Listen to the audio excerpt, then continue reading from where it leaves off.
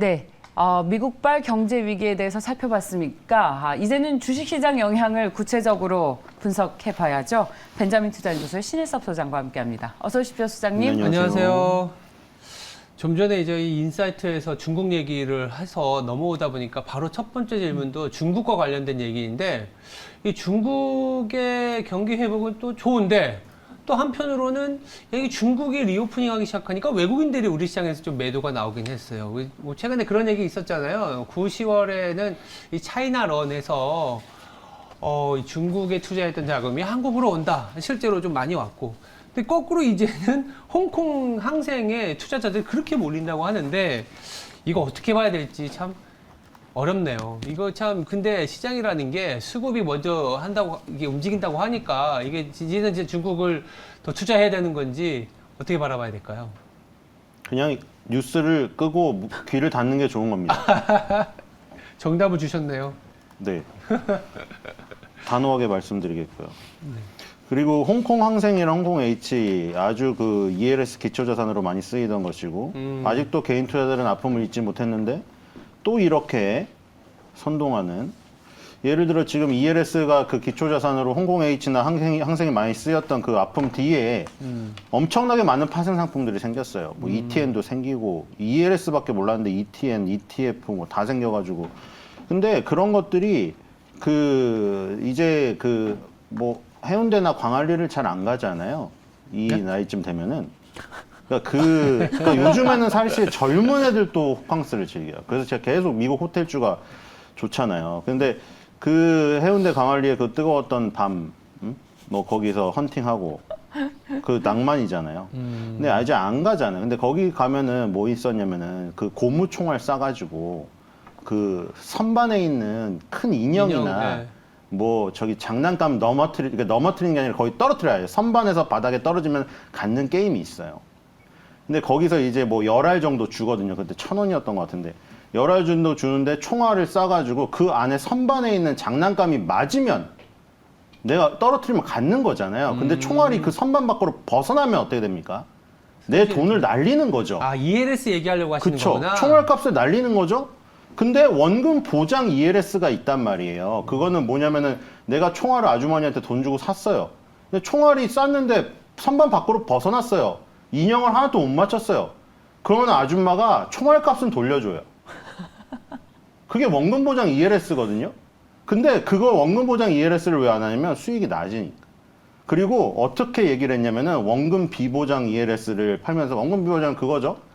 내가 총알을 못 맞추면은 총알값은 날라가는 거예요. 근데 원금 비보장 ELS를 팔면서 다 뭐라 그랬냐면은, 사모님 이거 홍콩 지수, 홍콩 모르세요? 홍콩 저기 금융 허브 아닙니까? 선진국. 우리 마리나 샌즈베이 놀러 가시죠? 이러면서. 아니 이 홍콩이 망하면은 다 전 세계가 다 망합니다. 여기 지금 기초자산으로 설정되어 있는 나라들의 지수를 보세요. 이런 선진국 지수가 이 정도까지 폭락할 위험이 있겠습니까? 이건 거의 원금 보장이나 다름이 없습니다.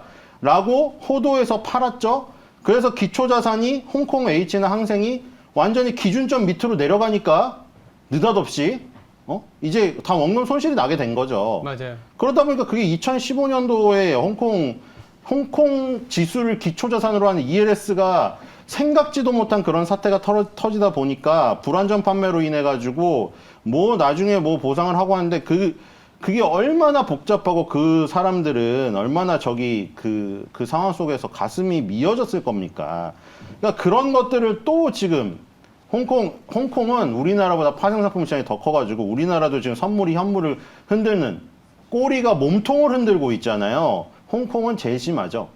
지금 파생상품 시장의 규모가 아주 크기 때문에 꼬리가 몸통을 흔들어 버려요. 선물 옵션 파생상품 시장이 조그만 돈으로 레버리지를 일으켜가지고 현물의 몸통을 흔들어서 기업의 가치랑 전혀 상관없이 무슨 뭐 내 마녀의 날이니 선물 옵션 만기 때만 되면은 아이스크림처럼 녹는 그거를 가지고 단기 투기 게임을 즐기는 거라 기업의 가치로 이루어지는 현물 시장이 완전히 급변동을 하게 돼요.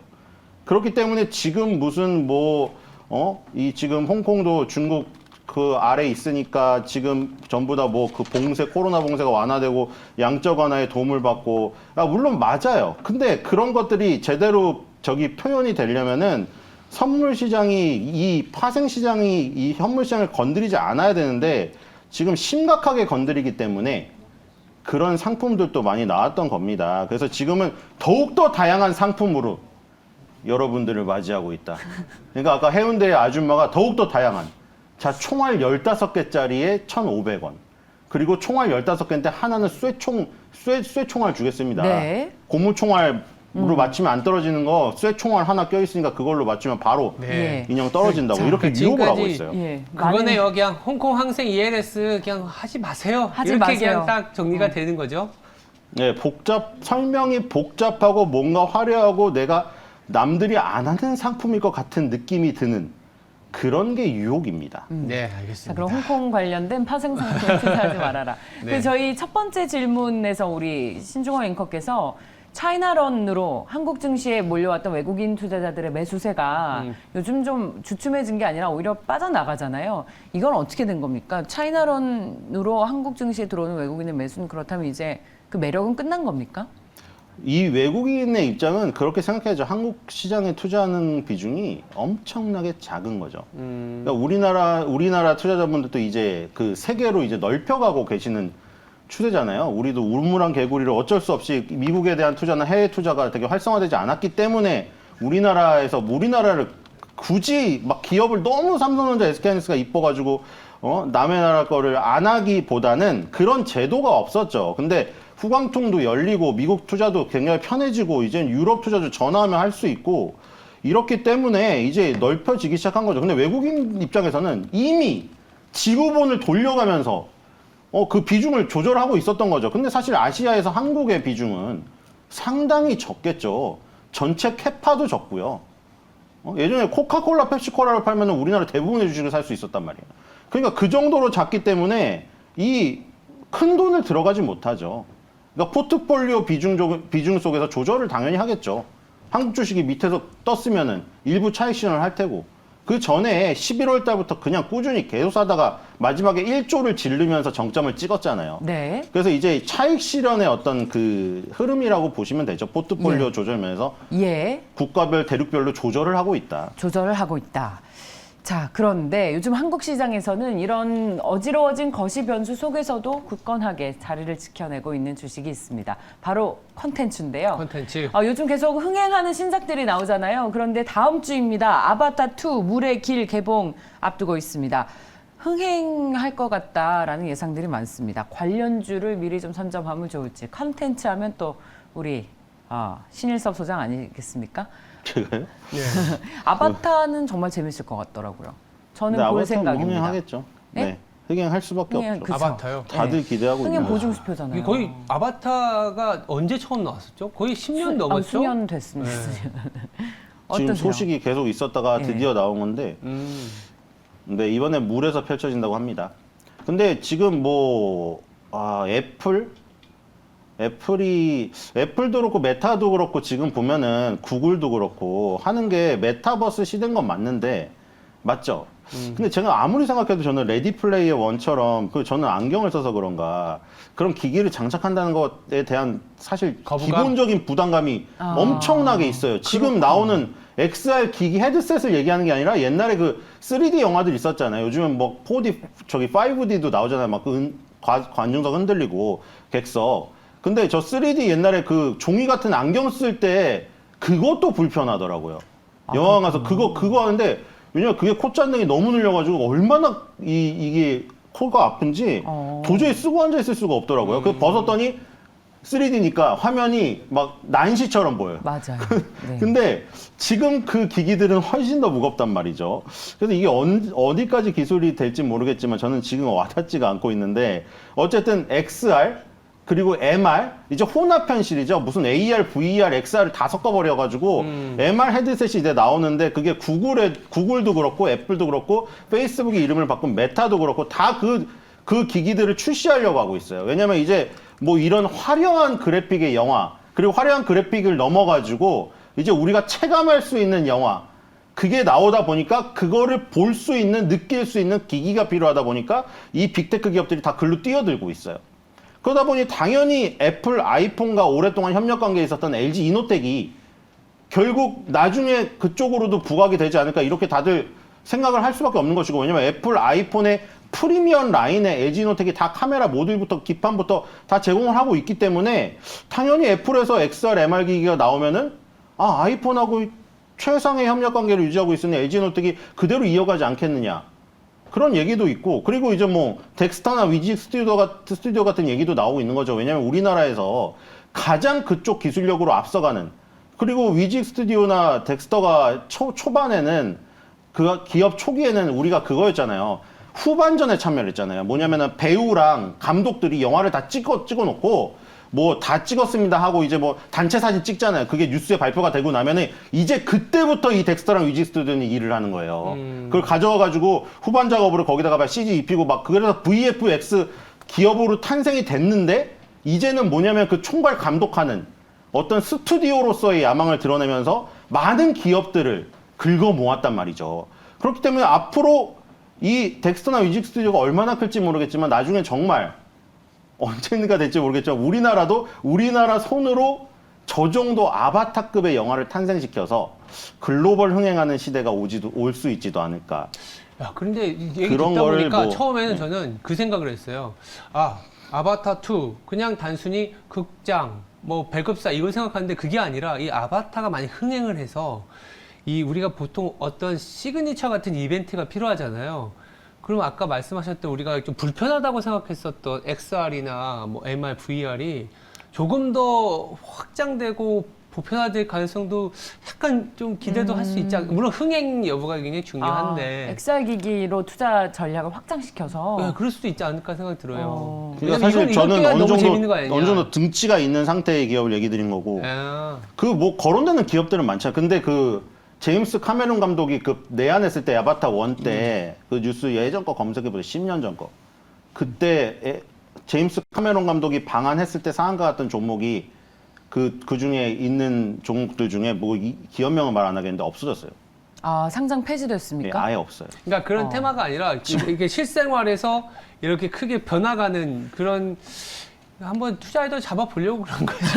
그러면 아바타 2가 예. 그래도 흥행을 한다. 그러면 예. 단기적으로 왜냐면 시장이 요새 좀 투자할 만한 거리가 좀 없어지고 있으니까 단기적으로 어디에 좀 더 포커싱을 주면 좋을까? 이 정도만 얘기해 볼까요? 그래서 저는 이게 말씀을 드려요. 아까 전에 그런 관련주는 즉 위지윅 그 스튜디오. 내용이 뭐냐면은 이렇게 돼 있어요. 제임스 카메론 감독이 아바타 1 때문에 방한을 해서 뭐가 올랐습니다. 근데 그게 뭐가 상한가를 갔는데 그 종목이 다 상패가 돼 있어요. 네. 그러니까 그런 아무것도 없는데 그냥 아바타 2 바람으로 올라가는 것보다는 네. 기존에 사업을 하고 있었는데 네. 그거랑 연관돼서 사업을 확장할 수 있는 애들, 그러니까 확장 현실이 유행이니까 확장할 수 있는 애들. 그러니까 LG 이노텍이 아이폰에 하다가 아이폰에 XR 기기로 옮겨갈 수 있잖아요. 예. LG 그 위직 스튜디오 덱스터가 우리나라에서 흥행할 수 있는 수준의 영화를 만들다가 예. 아바타 수준 영화로 업그레이드 될 수가 있잖아요. 자, 그냥 좋습니다. 그런 쪽을 하는 게 좀 더 안정적이지 않을까. 물론 알겠습니다. 아주 기술적으로 저 매매 실력이 뛰어나신 분들은 그쵸? 아바타 2가 딱 뭐 제임스 카메론 감독 그 내한이라던가 방한 바로 직전에 오르는 걸 포착해가지고 빨리 단기적으로 큰 수익을 실현하고 나오는 거. 뭐 그것은 자유입니다. 알겠습니다. 다음 이슈와도 자연스럽게 연결될 것 같아요. 이번 아이디어가. 뭐 애플이라는 공통점이 있네요. LG 이노텍이니까. 애플카 얘기입니다. 애플카. 애플카 관련해서 사실 LG 그룹이 들썩들썩 하다가 1년, 2년 가까이 좀 힘들었죠. 최근에 근데 또 2025년이라는 얘기가 나오다가 또 2026년으로 연기되는 얘기 나오고 완전 자율주행차가 아니라 또 부분 자율주행차라는 얘기도 나오는데 이것도 어떻게 해석해야 될지 LG그룹은 또 어떻게 투자해야 될지 이게 또 궁금합니다. 이렇게 되면 그러니까 안 좋은 거죠. 안 그러니까 좋다. 저는 그런 걸 그래서 싫어해요. 내가 이루어지지 않았는데. 아니 나는 그 여자분이랑 데이트 하지도 않았는데 이미 결혼까지 갔어. 내 생각이. 상상으로. 근데 와장창 깨진 거죠. 아무것도 없는 거죠. 그러니까.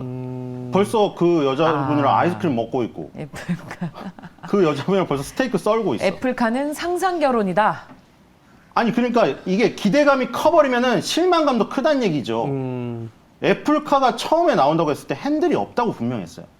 핸들이 없는 단계는 그 국제에서 얘기하는 그 단계가 있어요. 자율주행 단계가 뇌가 없는 상태. 위드아웃 브레인이거든요. 뇌가 없어요. 뇌가 없다는 상태가 완전 자율주행이에요. 그러니까 운전자가 뇌가 필요가 없는 거예요. 그래서 원래 좌석 자체가 마주보는 좌석이었어요. 마주보고 거기서 무슨 뭐 카지노를 하던 무슨 할리갈리를 하던 그 마음이 그렇게 하는 건데 지금 어떻게 됐냐면은 핸들도 달아준대요. 핸들도 달아주고 좌석도 올래도록 앞을 보고 운전석이 있다.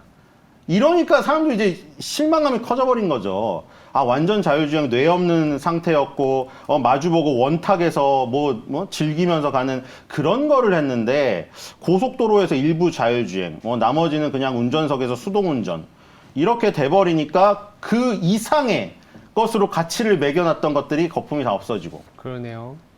그러니까 이게 LG전자는 그러니까 지금 사실은 솔직히 말하면 아까 전에 일단 본업이 잘 되는 상태에서 그것까지 있었으면은 뭐 그게 조금 깎여 나가더라도 본업이 버텨줄 텐데 지금 일단 그게 문제죠.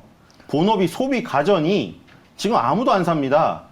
예? TV 다 샀어요. 코로나19 때 집에서 TV 다 사고 태블릿 다 사고 핸드폰 저기 노트북 다 바꿨잖아요. 원격 근무 제대로 해보려고 원격 재택 수업 제대로 해보려고 옆에 애들은 화질 좋게 선생님 얼굴 보는데 나는 화질 구리니까 엄마 아빠가 다 사줬고 TV도 큰 거 사줬고 근데 안 사는 거죠. 네. 그러니까 이렇게 말할 수 있죠.